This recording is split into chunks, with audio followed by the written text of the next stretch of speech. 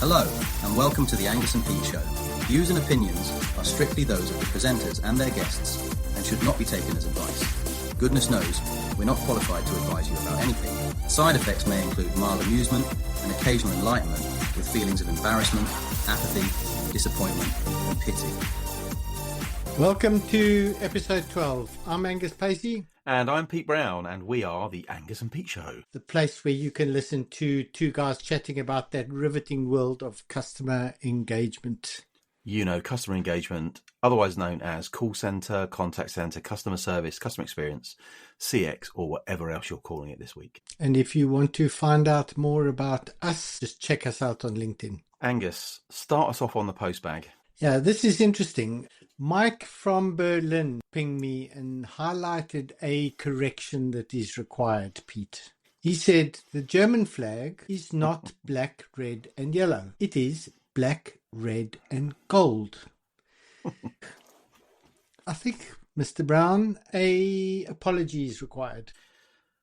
Mike, I'm sorry for saying that the gold in the German flag was yellow. I apologise. And in doing so, I can't help thinking that as a German, you're making my point for me. It was a joke. But anyway, thanks for letting me know. Please accept my humble apologies. Talking of apologies, Angus, I got chatting to Amy from Swindon at an event recently, and she's listening to the podcast, and she recently finished episode 1. She's in marketing. Okay, that's interesting. Well, she said to me that she was a little bit perturbed by a comment or an inference that you made in episode 1. About if an organisation manages to make it onto an analyst report or a magic quadrant or something of that sort, it gives marketing something to do, like they don't have anything to do. That's the way she read it. Anyway, I didn't remember that, and I listened to the episode again, and actually, at 12 minutes and 40 seconds in episode 1, you do say something like that. So I just wondered whether you'd like to apologise to Amy in marketing. Absolutely not. There you go, Amy. I tried. Another bit of feedback, Rich from Buckinghamshire, which is in the United Kingdom. Rich is a product and services manager for a major service provider, bigwig, important chap. And he told me that he started working on a CX contact centre RFP a few months ago. He timetabled the whole thing. He'd had it agreed with his exec. He was 75% through the thing and just starting to think about releasing it. And he bumped into episode 5. Of the Angus and Pete Show, which was, if you remember, the RFP part 1. Yeah. And he listened to it, and it caused him to completely review his approach, certainly in terms of timescales and some of the things that he'd structured. And yeah, he pulled it and didn't start from scratch, but pretty much, and appreciated the fact that we'd helped him to get it right. Thanks, Rich. Nice to know not only are people listening to this, but they're acting upon some of the misguided advice that we might be giving. Well, at least one person is. At least one person is, yeah. Yeah. What else? Anything else? Yeah, there's Tom from Colorado sent me an email. He said, episode 11 was really enlightening. So that's the last one where we started this discussion about differences between the USA and EMEA. Yeah. He said, can you give us some examples of the differences between different countries? He wants to hear about some concrete differences so that he can sort of put this into context, I guess. That's what he's thinking about. There have been quite a few other people that I've been chatting to at various events and meetings. Now, there was a theme about that said, you highlighted the differences, but what are some more concrete examples? So a little bit more about EMEA. Drill down a bit, explore the business differences between the E, Europe, the ME, Middle East, and the A, Africa. That sounds like a blinding topic for this week. I reckon we can get 25 minutes out of that, don't you? Yeah, I think so. So what we've done is chosen 4 countries to represent the cultural diversity of EMEA. Please don't be offended if your country isn't one of them, because we love you all. But we had to focus on 4 because we've only got half an hour to get this podcast done. So the countries that we've chosen to represent EMEA for the purposes of this podcast are Sweden, Serbia, Saudi Arabia, and South Africa. And I don't know why they all begin with S, but they all begin with S. I was just going to say, did you catch an S virus or something? No, an S virus? We're going to cover the differences with a focus on the human aspects of doing business by focusing on 4 areas. How meetings are conducted, how decisions are made, a bit about compliance and regulation, because you can't leave your front door these days without having some of that rammed down your throat, and finishing up with everybody's favourite thing, the protocols of business entertainment. Yeah, the part that can really trip you up if you get it wrong. So we've been to each one of these countries on several occasions, and this is all about our experiences. You may find things differently, but we just thought we'd share our experiences, and maybe that would help people to start to understand what some of those differences are. Yeah, so definitely don't take what we say as gospel and then base all your interactions on what we've just said. This is what we've experienced. So Sweden. We've had a few business meetings in Sweden, haven't we? Yeah, very friendly people, but they are extremely efficient and to the point. They don't hang on. More efficient than the Germans? I reckon they are more efficient in meetings than the Germans are. Goodness, I hope you're listening to this, Mike. Okay. There is no small talk generally. There might be very little in the beginning of the meetings. They get straight down to business. Okay. They generally very well prepared for that meeting, and also they are super punctual. Not quite as punctual as the Swiss, but they are super punctual. So if you're going to a meeting, don't be late. Get there a couple of minutes beforehand, because when you walk in, you're going to kick off straight away. But while they run their meetings really efficiently, when it comes to decision making, don't expect it to run at the same speed. Right. And to the definitely. point. We've all seen it. Yeah, one of the things that they are really good at is seeking consensus. They look to multiple stakeholders to make a decision together. So they take inputs from everybody. I suppose it can be frustrating as an outsider, but ultimately the decisions that they make are based on pretty solid foundations, right? So it can be frustrating, but it's good practice. But also when they make a decision, they tend to stick to it, and they go for it. So their time spent is probably worth it. And you contrast that when you go to Saudi Arabia, it's quite different in many ways when it comes to meetings. So I remember the meetings there.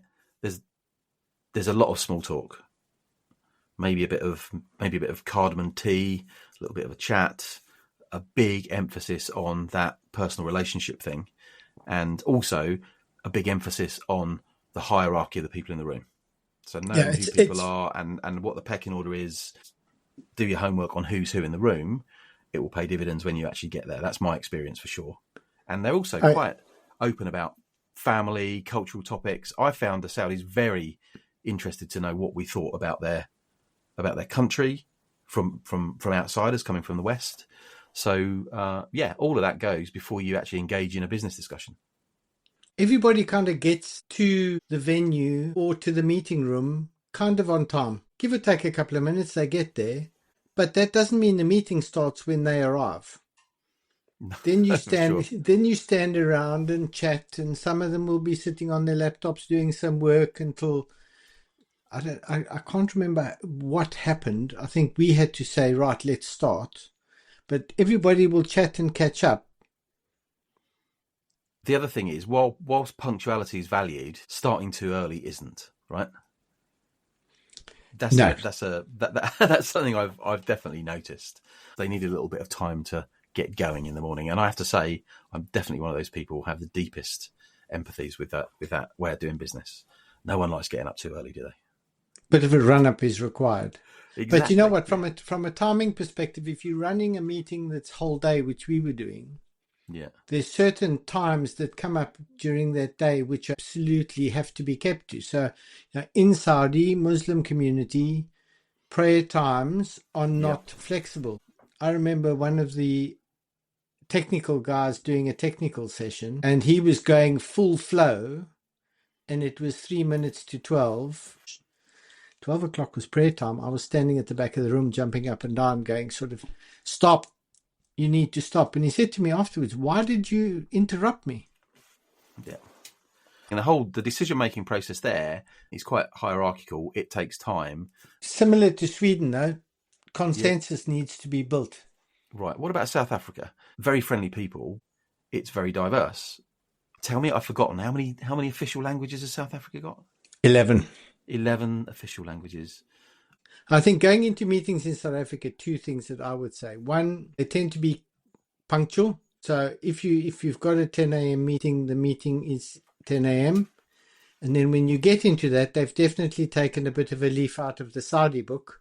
You're first going to do a bit of small talk and catch up and get to know the people, because that is actually valued in South Africa.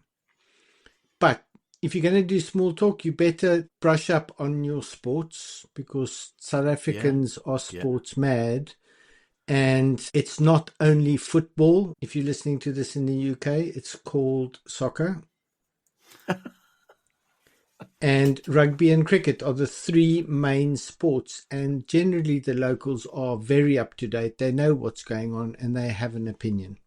They will listen to you and expect you to have an opinion and engage. So everywhere we've been, they've been friendly. But you know what? Saudi and South Africa, without being patronising, they are very grateful that you've come. It feels to me like those countries feel they don't get the time and attention from vendors and sellers that the bigger, more established markets do. Yeah, naturally they don't get as much attention. One of the other things I learned in South Africa, and I'm from the UK. In the UK, referring to someone as black is just not something that you do. In South Africa, it's actually a designated word for a group of people, and you're expected to use it. Yeah, it's not derogatory. I think in South Africa, you've just got to be aware that people are very aware of racism and the potential for it. But that does not mean that you don't use certain words. People are black, people are white, people are coloured. Coloured is an official designated word. It's not derogatory. Right. South Africans, they don't beat around the bush very much. They like saying it as it is. But at the same time, when it goes to decision making, hierarchies are common. Senior management will make the same decision, but only once the consensus has been sought. So again, decisions are not necessarily quick. You've got to speak to multiple stakeholders because you've got to influence them all. So what about Serbia? The Serbian people that I've met, initially they seem to be quite hard, quite cold, quite poker face. But as soon as you get to know them a little bit, exactly, you realise that is absolutely not the case, right? You know, show a little bit of personality, show a little bit of your private life, engage them, small talk, build rapport, and all of a sudden, these really stony-faced people that look like they're going to be a real pain in the arse turn into people that are, in fact, very engaging, very helpful, and are falling over themselves to do business for you. Yeah, if you remember when we were in Belgrade, arrived 15 minutes before the meeting was, and there was nobody in the office. We were knocking around looking for the caretaker to see how we could get into the office. People pitched up sort of 10, 15 minutes. No, they were there 10, 15 minutes around. But then there was a lot of, how are you? Who are you? What are you doing? All that small talk was absolutely there. And it was quite family orientated. But you also noticed that the hierarchies. Right. That was absolutely noticeable. So Sweden favours efficiency, agenda-driven meetings, whereas the Saudis, South Africans, Serbians generally are, in our experience, interested initially in building those personal relationships and be prepared for small talk. What about compliance and regulations, the minefield that is compliance and regulation? So what I can say, based on experience, is that Sweden and Serbia and South Africa and Saudi Arabia all care about data sovereignty, privacy, data security, but they have different ways of caring about it. They have different types of regulation. Just because they do things differently doesn't mean to say they don't take it seriously. They take it very seriously. So let's talk about everyone's favourite, Angus, GDPR. Sweden and Serbia, they have fairly close ties to the EU. Yeah. They're not in it, but they have fairly close ties to the EU. And we know that they really have used the framework of GDPR to drive their own best practice. Yeah, it's as good as complying with it. They comply with it. They just don't have to comply with it. If you go to South Africa, they don't have to comply with GDPR, but they've got something called POPIA, the Protection of Personal Information Act, which is similar. Okay. It does the same thing. Right. So you can almost cut and paste the requirements. There's some changes in terminology and that sort of thing, but the requirements are the same thing. So they are very focused on it. And if you're talking to them, they are going to expect you to comply. Yeah. And Saudi Arabia, I remember going a few years ago when people were just saying, the cloud, no, it's never going to happen. We're never going to host our stuff on someone else's computer. That's changed over the last couple of years. How's that affected their views of privacy and sovereignty and data regulation? I think if you think about it, they've got the cloud computing regulatory framework. So you'll hear terms like CCRF being bandied around, which are guidelines. What I've kind of picked up is convention and guidelines have got a lot of influence on how people are thinking about moving to the cloud. So if you look at public sector, much more conservative. They seem to be following those guidelines, although that's starting to soften very rapidly. Private sector, much freer to go and do things. Data sovereignty, that's a real thorny one, right? We know, because we've spoken to people in Sweden and Serbia and South Africa and Saudi Arabia, each one of those countries, for different reasons, is nervous about using cloud services that mean their data is at rest in the United States, right? Let's be absolutely clear about it. Data centers and points of presence have been opened. Saudi now has them. South Africa has them. The EU's had them. And that's helped to proliferate those cloud services. But data sovereignty is a real key thing. And it's not about the technology. It's almost about the national identity. It's a very emotive thing. This is not something you're going to get around. So if you think about South Africa, they don't have any explicit, certainly not anybody's been able to point me at, explicit data localization requirements. But POPIA, as that regulation, covers that by default. But we also have meetings with some financial institutions who said, yeah, this is all great, but we're not buying anything unless it's data centered in our country. Yeah. Right? Simple and as that's that. convention. That's right. Convention kicking in. People talk about it in technical terms, but when you peel the onion a little bit, it's not about technology. It's about national pride. It's about national security. It's about the way that they feel about other countries. And I think that's more powerful than any regulation because it's people's interpretation of it. So if you think about this, what are the similarities between the four? Well, all four countries have decent data protection laws. They may have some different ways of saying it and some different priorities, but fundamentally, we're all trying to do the same thing. If you want to see this in action, last week we've had the AI conference going on in France with all the different countries having discussions about regulation. I think they're being pragmatic about it. Apply AI to the whole conversation that we just had. It just takes it and multiplies the complexity by at least an order of magnitude. Let's jump to the easy topic because this is something that everybody does. Business entertainment. We've had some fun, haven't we, in those four countries and others in the context of business entertainment. What can we say? Sweden's an interesting one. Business entertainment kind of follows that meetings theme as well. So if you're going out in the evening, it's really early. Go out to a restaurant. It's not an all-nighter because these guys are very focused on work-life balance. You eat really early there because they've been up since crack of dawn. They've had lunch at 11 a.m. So they're hungry by 5, 6 p.m. And then you have dinner. They have a bit of alcohol, so they'll have a wine or a beer. And then an hour and a half, 2 hours later, it's finished and they go home. Right. Which is very different to some of the other countries. So Saudi, let's grasp the alcohol nettle first. You don't. So there is no alcohol. So if anyone's in any doubt, the alcohol is not available in Saudi Arabia. And officially. Well, and do you know what? We never came across it ever. No, we didn't. We were hunting. We couldn't find it. The airlines have an agreement with Saudi that they will not allow consumption of alcohol in their airspace. So when you're on a British Airways flight, they give you plenty of warning so you can get your last gin and tonics in before you approach Saudi airspace. And you land and there will be no alcohol. So I became addicted to sparkling water. And do you know what?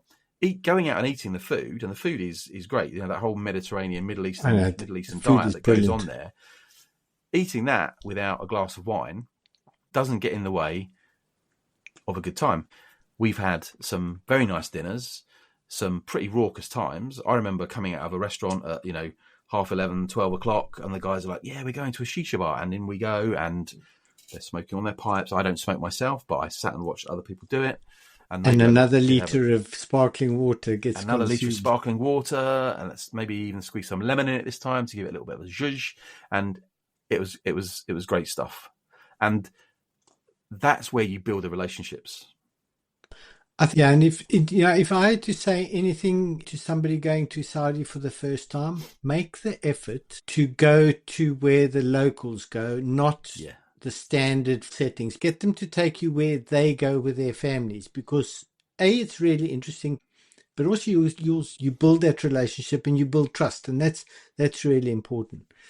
But apart from getting addicted to sparkling water, the other country that really blew my mind from a social perspective was Serbia. Yeah. Do you remember? So we went to Belgrade and we had our meeting with these apparently very, very stiff, very poker-faced people who we managed to melt with our charm and wit during the day. And they said, would you like to come out to dinner? And we said yes. And they took us into Belgrade on a Tuesday night. And it was like Mardi Gras. Freshers Week. It was like Freshers Week at university. There was stuff everywhere. Couldn't get into any restaurants. It was absolutely buzzing.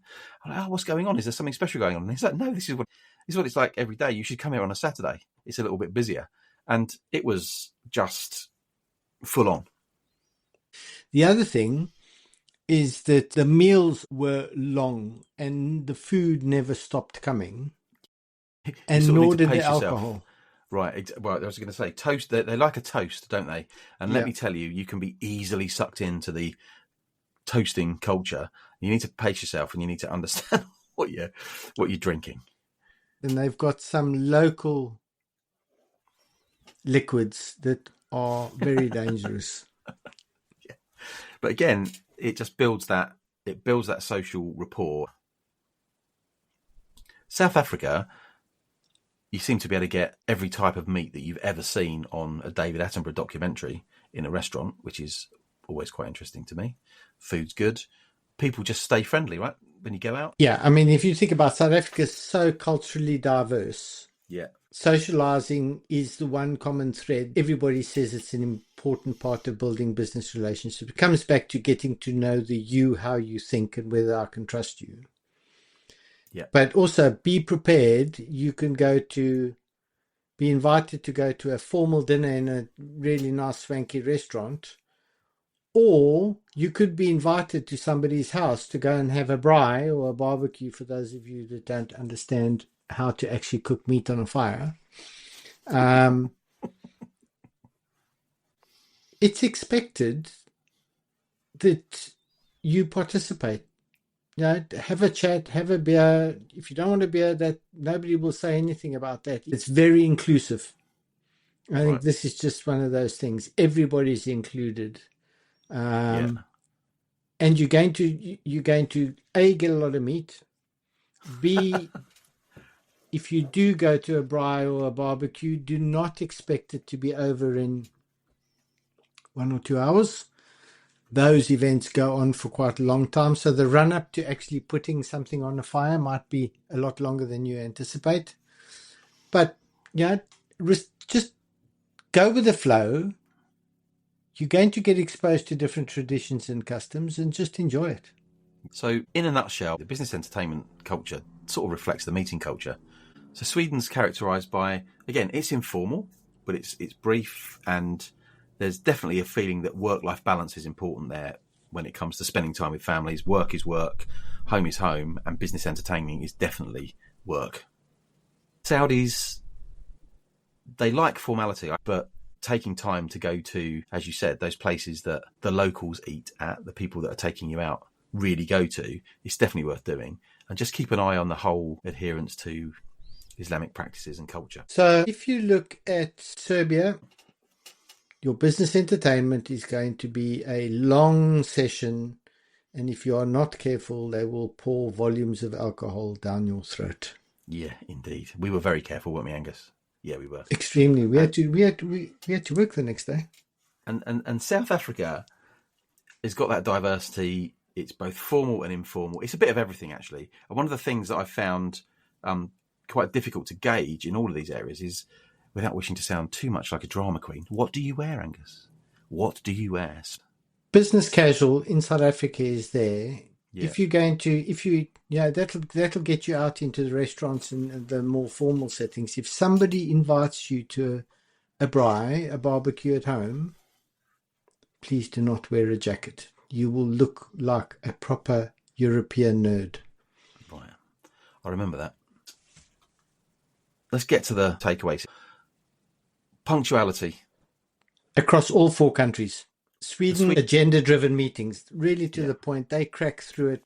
Saudi, South Africa, Serbia, all the same. Build personal relationships, so you're going to get some small talk before you get down to business. Right.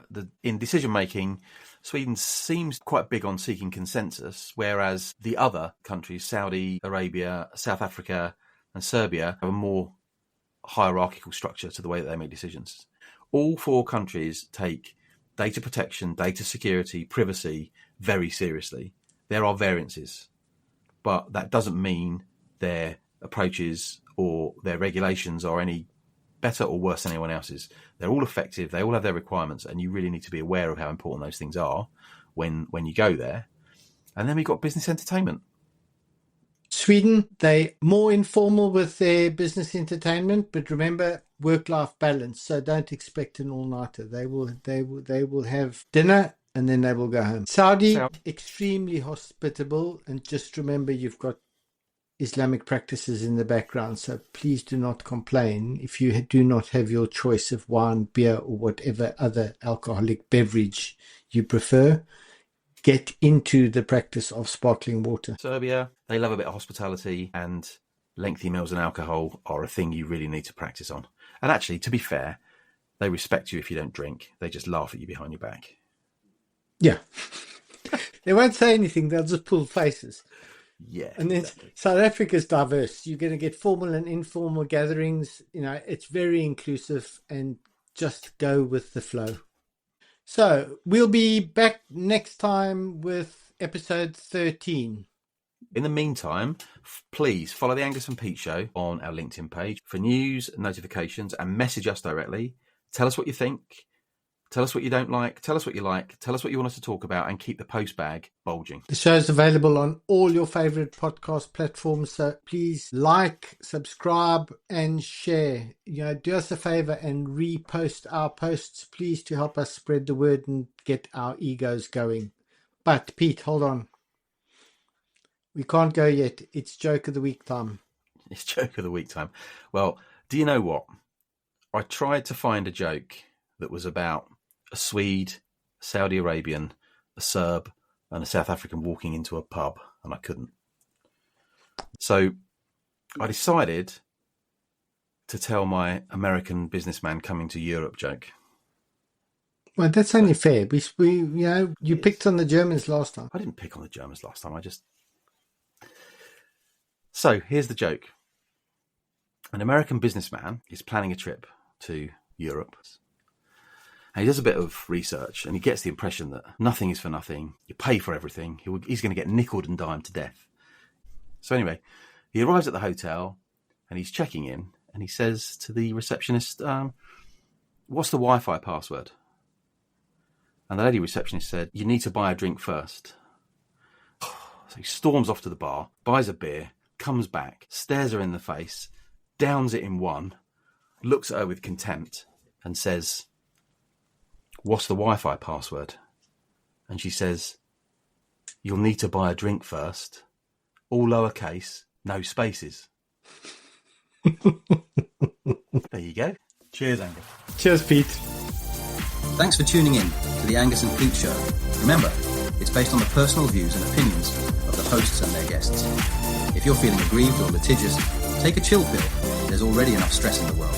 Don't forget to follow our page on LinkedIn and subscribe on your favourite podcast platform for more episodes. We'll see you next time.